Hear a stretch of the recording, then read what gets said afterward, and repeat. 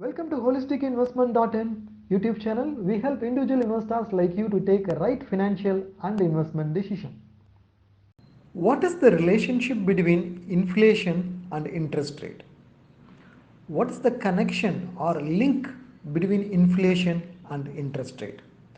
Now, because of low interest rates, inflation is going up. Similarly, if we increase the interest rate, will inflation come down? We asked this question to our investment expert Ajit Menon. Ajit Menon clarifies with his insightful thoughts. Over to Ajit Menon.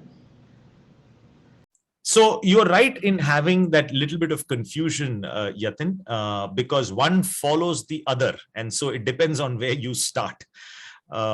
So what happens is that, let's say that the starting point is that there is high inflation in the country and prices of goods and services are going up.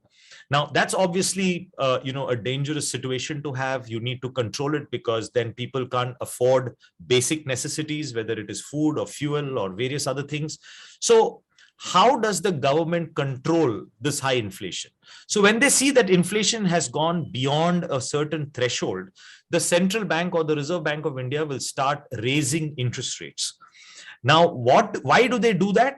They raise the interest rate so that economic activity will reduce. Because once the cost of borrowing keeps increasing, then, maybe people who are thinking of buying a house will say, oh my God, the mortgage rates, interest rates have gone up. I'm not going to buy my house now. I'll wait for interest rates to come down. So activity will reduce. If a person is not going to buy a house, or if the demand for housing is going to go down, demand for cement and steel and paints and curtains and fabric and ceramics and tiles and everything starts going down. So when prices, demand goes down, then producers will think about cutting prices and reducing prices, and inflation starts cooling down. So it's a one follows the other kind of situation. When inflation goes up, the central bank will raise rates, and when the rates remain a little high for a long time, the inflation will come down. And when the government says that, and the Reserve Bank sees that the inflation has come down, they will also start reducing interest rates a little lower, because when inflation is down, there is no point of keeping interest rates high, because then economic activity is so low that there are no jobs and people are being fired and things like that. So you want economic activity. So to raise the economic activity, they'll bring the interest rate down. Now people will say, oh, okay, interest rates are down. Let me put up my business. Let me expand my business. Let me buy that home. And then again, demand, jobs, activity starts rising. So it's a very balancing act that the government and the central bank needs to do about controlling inflation, because it affects all of us. It affects the value of the money. It affects the purchasing power that we have with our money. So they won't let inflation, go too high. And I therefore want to tell you that when you think about, low interest rates leads to high inflation, you're right. When you have low inflation, interest rates are low. So economic activity just increases. And then when economic activity increases, slowly, and there is a lot of demand. People are buying houses. There's so much demand for tiles and paint and, goods and services, and people are transporting fuel. Then prices start rising again. Right. So you're right in what you're saying. I only said it from the reverse point of view as to how to control it and how the government does it. And I must tell all of you here today that India has taken a very, very good step, which was not available in India for the last 70 years. And we had a very high inflationary environment earlier. But after 2014, when the BJP came to power in end of 2014-15, they appointed Raghuram Rajan as the governor of the central bank, as you remember. And he changed the Reserve Bank's policy to say that for the previous 70 years, the Reserve Bank has had two objectives: to stimulate growth and to control inflation. He changed it to say that the central bank in India will now not do anything as far as stimulating growth is concerned. Yes, we will be mindful of it, but that's the government's responsibility. The central bank will do more focus on controlling inflation. And he set a limit.